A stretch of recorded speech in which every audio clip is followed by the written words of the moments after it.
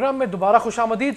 नाज़रीन, हम गुफ्तगू कर रहे थे कि पाकिस्तान के अंदर देसी मुर्गी, जो एक ज़माने में सिर्फ देसी मुर्गी पाई जाती थी, आज हम ढूंढने जाएँ तो हमें मार्केट में दस्तयाब नहीं होती। डॉक्टर साहब से हम पूछना चाहेंगे कि डॉक्टर साहब क्या वजूहात हैं कि पाकिस्तान के अंदर देसी मुर्गी, जिसे अब मॉडर्न ज़माने में ऑर्गेनिक पोल्ट्री कहा जाता है, उसकी फार्मिंग कम हो गई है। लेकिन इसकी कुछ वजूहात भी हैं कि देसी मुर्गी की उम्र ज़्यादा होती है, इस पर कॉस्ट ज़्यादा आती है, जबकि इसकी कीमत भी तो बेहतर मिल जाती है। आपने बहुत सही बात कही। आपके सवाल के अंदर ही आपका जवाब भी इसमें शामिल है कि एक तो ये कि इसकी हमें बाकायदा कोई फार्मिंग नहीं है पाकिस्तान के अंदर। लोग घरों में, देहातों में इस देसी मुर्गी को रखते थे सिर्फ शौक़ की गर्ज से, कभी इसको बिज़नेस की गर्ज से रखा भी नहीं गया। उसका फैक्टर वही है जो आपने ख़ुद से बता दिया कि इसमें एक तो इसकी एज बहुत ज़्यादा है, जो 3 से 4 महीने तक की एज होती है। ठीक है। फिर इसके लिए ये है कि इसकी मार्केट बहुत छोटी मार्केट है इसकी, और ख़ास लोग ही इसके टेस्ट के फैक्टर की वजह से इसको पसंद करते हैं। अब क्योंकि जो मॉडर्न जो दौर है हमारा, वो हमने देखना होता है कि हमने बिज़नेस कैसे करना है और उसमें से कितनी हमारी आमदन किस तरह से हमने अपनी पूरी करनी है। तो इस फैक्टर की वजह से ये जो सिलसिला है, जो जिसको हम अपने टेस्ट के लिए डेवलप करते थे या कह लें अपने शौक़ की खातिर करते, बहुत से हमारे शौक़ जो हैं वो ख़त्म हो गए हैं और हम आमदन की तरफ बढ़ गए हैं कि हमने बिज़नेस कैसे अपना इम्प्रूव करना है। जी डॉक्टर साहब, पाकिस्तान के अंदर जो पोल्ट्री के अंदर आखिरी दिन तक वैक्सीनेशन की जाती है, उनको दवाइयाँ दी जाती हैं, आप नहीं समझते कि उन दवाइयों का उस मुर्गी के ज़रिए असरात इंसान के जिस्म में भी आते हैं? ये बात आपकी बिल्कुल ठीक है और सही है, लेकिन इसका वैक्सीन के साथ लिंकेज नहीं है। वैक्सीन का इसका कोई इफ़ेक्ट नहीं होता। ये सिर्फ मेडिसिन हैं जो एंटीबायोटिक्स हैं, और पूरी दुनिया में इनका जो विड्रॉल टाइम होता है, जो मेडिसिन देने का और उसका जिस्म से इखराज का जो टाइम होता है, हाँ, उसको मॉनिटर किया जाता है। ठीक है। बात फिर वहीं पे आ जाएगी वापसी कि हमारे पास अभी तक कोई ऐसे इदारे नहीं हैं पाकिस्तान में जो इसको मॉनिटर करें, इस सिलसिले को, और ये इंतहाई ख़तरनाक है अगर हम इसको चेक ना करें, क्योंकि इससे इंसानों के अंदर जो मेडिसिन की रेजिस्टेंस क्रिएट हो रही है, हाँ, उसका बहुत बड़ा एक फैक्टर है कि ना सिर्फ मुर्गियों से बल्कि मीट से, दूध से, सब्जियों से, फलों से, इवन कि आजकल जो आप आम खा रहे हैं इनके ऊपर भी केमिकल के साथ ये तैयार किए जाते हैं, केमिकल से पकाए जाते हैं और वही केमिकल हमारे जिस्म के अंदर हमारे खाने के बाद वो शिफ्ट हो जाता है, और वो सारे जो रिएक्शन हैं इन सब केमिकल्स के, वो उसको हमारी जो ह्यूमन बॉडी है वो ही उसको फिर बेयर करती है, जिसकी वजह से बेशुमार जो बीमारियाँ हैं, स्किन की डिजीज़ हैं, फिर अननोन कैंसर की जो चैलेंजेस हैं, इस तरह की बेशुमार चीज़ें जो है उससे फैल रही हैं। तो मेरे ख्याल गवर्नमेंट को इसके ऊपर डेफिनेटली इसको एड्रेस करना चाहिए, इसको कि जो विड्रॉल टाइम है मेडिसिन का, उसको मॉनिटर करना चाहिए। किसानों को अपने तौर पे तो इस चीज़ का ख्याल रखना चाहिए ना डॉक्टर साहब। एक ये एथिकल, जिसको हम कहते हैं अखलाकी जिम्मेदारी भी तो बनती है ना। उनका सिर्फ पैसा कमाना तो मकसद नहीं होना चाहिए। जिन लोगों को अपनी चीज़ आप बेच रहे हैं, उनकी सेहत का ख्याल रखना भी तो आपकी अखलाकी जिम्मेदारी है ना।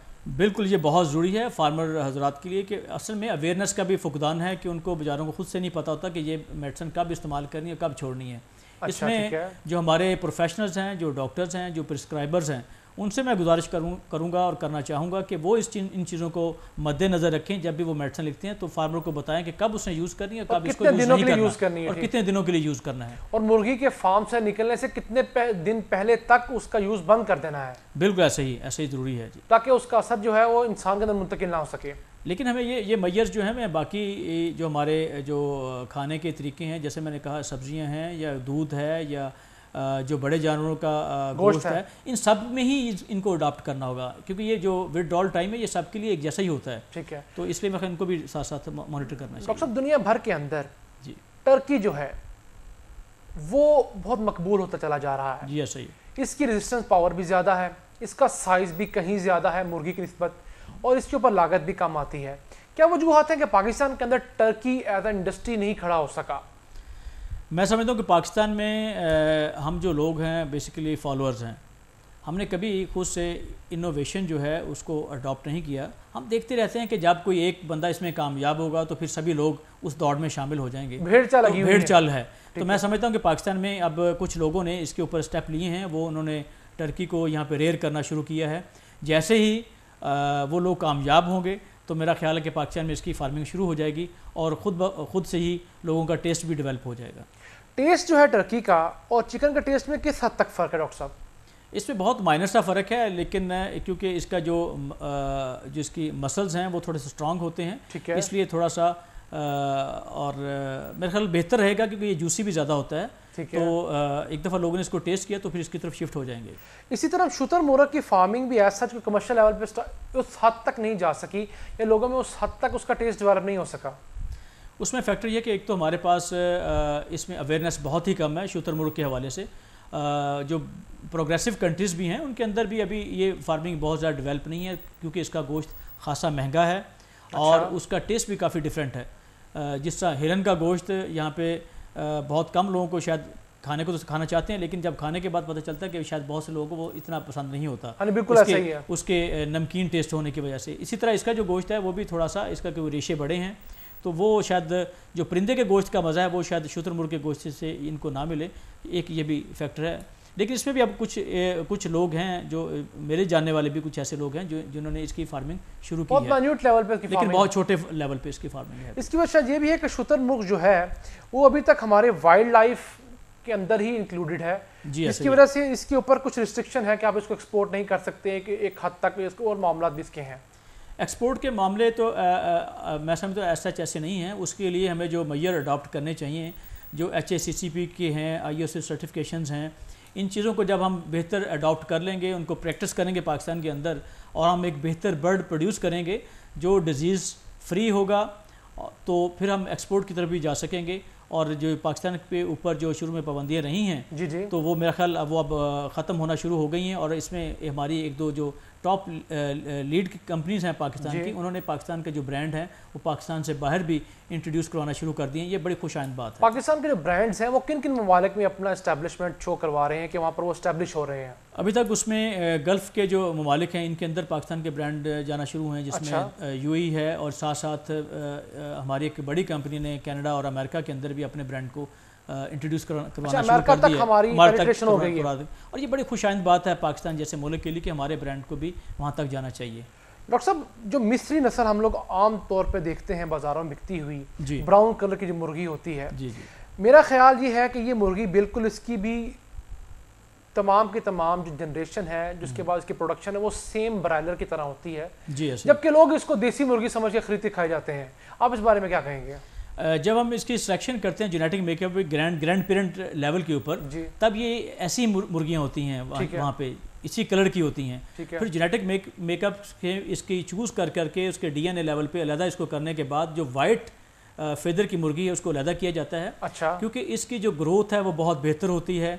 इस तरह जब मैंने शुरू में बताया था ग्रैंड पेरेंट फ्लॉक पे, उस वहाँ पे अंडों की जो मिकदार है जो साल के अंदर एक मुर्गी अंडे देती है, वो वाइट में ज़्यादा होते हैं एज़ कम्पेयर टू कलर मुर्गी के। इसी वजह से तो हम लोग ब्रायलर जितनी देखते हैं वो तकरीबन वाइट कलर की होती हैं। बिल्कुल, वो वाइट कलर के होते हैं क्योंकि उनकी ग्रोथ बेहतर होती है। और जो मिस्री मुर्गी क्यों कहा जाता है जो ब्राउन कलर की होती है उसको? जी, उसमें वो भी इसी का ब्रॉयलर का ही हिस्सा है। अच्छा, वो जो है ब्रॉयलर मुर्गी, इसी वो ब्रॉयलर मुर्गी है, वो भी सिर्फ वो क्योंकि वो कलर्ड होती है, उसकी ग्रोथ इनकी निस्बत कम होती है, इसलिए वो उसको हम इस कैटेगरी में लेके आते हैं।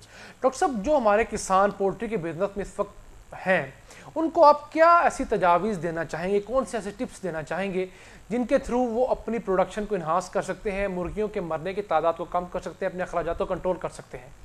मैं समझता हूँ कि ये हम हर चीज़ की जिम्मेदारी अपनी गवर्नमेंट के ऊपर डाल देते हैं। ऐसा भी नहीं है। जब हम किसी बिज़नेस को करने जा रहे होते हैं तो हमें ज़रूरी है कि उस बिज़नेस की जो प्री रिक्विजिट हैं, जो उसकी रिक्वायरमेंट्स हैं, उनको समझना चाहिए और उसको फुलफ़िल करना चाहिए। बिल्कुल ऐसा ही है। इसके लिए ज़रूरी है कि जब आपके फार्म के ऊपर मुर्गी आती है तो उससे पहले आपके फार्म को बहुत अच्छे तरीके से, जैसे मैंने शुरू में बताया, कि उसको साफ़ होना चाहिए, उसको सफाई अच्छे तरीके से होनी चाहिए, सफाई अच्छे तरीके से होनी चाहिए, अच्छे केमिकल्स उसके यूज़ करने चाहिए, फिर उसकी टेस्टिंग होनी चाहिए। ठीक है। दूसरा इसका फैक्टर जो बड़ा है, जो डिजीज़ के जो आजकल हम फेस कर रहे हैं, उसमें जब हम फीड यूज़ करते हैं तो हम हमेशा हम जो फीड बनाने वाली कंपनियां हैं उन्हीं को हम कहते हैं कि वहाँ से शायद फीड के अंदर टॉक्सिटी आ रही है। ऐसा नहीं है।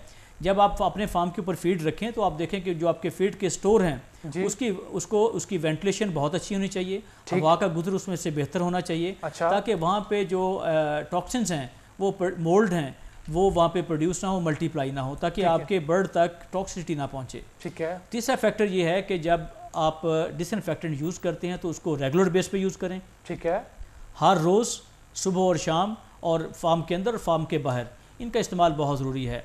इसमें जो चौथी चीज़ मैं आपको बताना चाहूँगा वो ये है कि जब इस तरह ज़्यादा स्ट्रेस होता है, जैसे आजकल हमारे सीज़न का स्ट्रेस है, गर्मी बहुत ज़्यादा है, हाँ जी। जो तो उसमें बर्ड के लिए जो अम्यून स्टिमुलेंट हैं, जो बेहतरीन हमारे पास मल्टी वाइटामिन है, जो कुव्वत मुदाफ़त को इन्हांस करते हैं, बढ़ाते हैं, तो उनका इस्तेमाल ज़रूर होना चाहिए, जिससे हम एक बेहतर ग्रोथ ले सकते हैं। और इसमें आखिरी चीज़ जो मैं आपसे शेयर करना चाहूँ वो पानी है।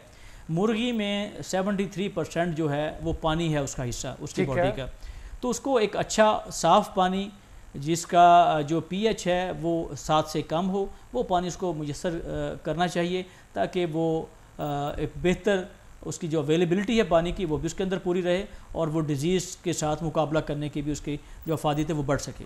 तो ये डॉक्टर साहब, प्रोग्राम के आखिर में आपसे ये जानना चाहूँगा कि अगर पाकिस्तान इंटरनेशनल स्टैंडर्ड्स के मुताबिक अपने मेयार को बुलंद कर लेता है, हमारी अच्छी कंपनी जो अच्छी मखसूस मकदार में ना सही लेकिन एक अच्छी मकदार के अंदर 10-15 कंपनी इस बिज़नेस में आती हैं, और वो आकर इंटरनेशनल स्टैंडर्ड्स के मुताबिक फार्मिंग भी करती हैं, उसकी पैकेजिंग भी करती हैं, उसकी प्रोसेसिंग भी करती हैं, उसकी वैल्यू एडिशन भी करती हैं, तो आप क्या समझते हैं कि पाकिस्तान अपनी प्रोडक्शन किस हद तक दुनिया भर में, ये जानते हुए कि पाकिस्तान दुनिया का दूसरा बड़ा मुस्लिम मुल्क है और हलाल फूड के अंदर पाकिस्तान का नाम आएगा तो मुसलमान तो कम अज़ कम अगर ब्राज़ील का या दूसरे गैर मुस्लिम ममालिक का मीट होगा तो पाकिस्तान के मीट को प्रेफर करेंगे, पाकिस्तान किस हद तक एक्सपोर्ट कर पाएगा? मैं समझता हूँ इसकी अभी बहुत गुंजाइश है, और जैसे आपने खुद से फरमाया कि इसमें हलाल मीट के हवाले से सऊदी अरब इस वक्त इस्लामी ममालिक के अंदर सबसे बड़ा मुल्क है जो पोल्ट्री प्रोड्यूस कर रहा है, ठीक है, और जो एक्सपोर्ट भी कर रहा है। अच्छा, उसके बाद पाकिस्तान है जो ये सेकंड काम कर रहा है। पाकिस्तान मुस्लिम दुनिया में दूसरा बड़ा मुल्क है जो पोल्ट्री इतनी बड़े लेवल पे प्रोड्यूस कर रहा है। ठीक है, मैं समझता हूँ इसको इन्हेंस अभी और भी किया जा सकता है। इसके अंदर हमारे पास टेक्निकल लोगों की कमी नहीं है, काम करने वाले लोग हमारे पास मौजूद हैं, लेकिन इस टेक्नोलॉजी के ऊपर प्रॉपर तरीके से काम करना होगा। और इसमें हमारी बहुत सी पाकिस्तान की जो कंपनीज़ हैं वो जो प्रोसेसिंग के अंदर आ रही हैं, अभी तक तो हमारे पास अभी 2-3 कंपनी काम कर रही हैं, लेकिन पाइपलाइन के अंदर अभी 5 से 6 कंपनी हैं जिसके ऊपर काम कर रही हैं, और इंशाल्लाह आइंदा आने वाले साल के अंदर हमारे पास 4 से 5 बड़ी कंपनियाँ आएंगी जो प्रोसेसिंग में, फर्दर प्रोसेसिंग में आपको यहाँ पे मुयस्सर होंगी, और वो एक्सपोर्ट की तरफ भी अभी से प्लान आउट कर रहे हैं। और इंशाल्लाह पाकिस्तान एक आने वाले दिनों में हमारा एक पोल्ट्री का बड़ा एक्सपोर्टर होगा, और इससे पाकिस्तान को ज़र मुबादला में एक खातिर खा फ़ायदा हासिल होगा। जी डॉक्टर साहब, बहुत शुक्रिया हमें प्रोग्राम में ज्वाइन करने के लिए। जी आपका बहुत शुक्रिया। नाज़रीन, प्रोग्राम के आखिर में मैं सिर्फ इतना कहना चाहूँगा कि ये वक्त का तकाजा है, ये वक्त की ज़रूरत है कि पाकिस्तान के अंदर जो लोग पोल्ट्री की सनत से वाबस्ता हैं, जो लोग फार्मिंग के अंदर हैं, कम से कम उन लोगों को चाहिए कि वो लोग इंटरनेशनल स्टैंडर्ड्स को मीट करें, वो लोग इंटरनेशनल सर्टिफिकेशन जो है, आर्मी सर्टिफिकेट जो है सेहत के मुतालिक, उसको बरूए कार लाएँ, अपने फार्म्स को उन लाइन्स के ऊपर तैयार करें, पाकिस्तान से अच्छा पोल्ट्री का मीट तैयार करें, पाकिस्तान से पोल्ट्री के अंदर वैल्यू एडिशन के अंदर आएँ, और पाकिस्तान का नाम दुनिया भर में पोल्ट्री की सनत में डंके की चोट पर बजाएं। पाकिस्तान अगर अपनी पोल्ट्री की मसनूआत हलाल के नाम के साथ दुनिया भर के 1.5 अरब से ज़ायद मुसलमानों को फ़रोख्त करना शुरू कर दे तो हम लोग कुछ बईद नहीं कि $1 अरब का कसीर ज़र मुबादला सिर्फ पोल्ट्री की मसनूआत की बरामद से बआसानी आलमी मयारात को मीट करते हुए हासिल कर सकते हैं, और पाकिस्तान के अंदर मज़ीद 10 से 15 लाख अफराद को रोज़गार मुहैया करवा सकते हैं। अपने मेज़बान अब्दुर्रहमान को इस यकीन के साथ इजाज़त दीजिए कि हमारा मुल्क बहुत जल्द अपनी खुद कफालत की मंजिल को पा लेगा। हमारे प्रोग्राम के बारे में फीडबैक देने के लिए हमें ज्वाइन कीजिए www.khudkafilpakistan.com। पाकिस्तान पाइंदाबाद, अल्लाह निगहबान।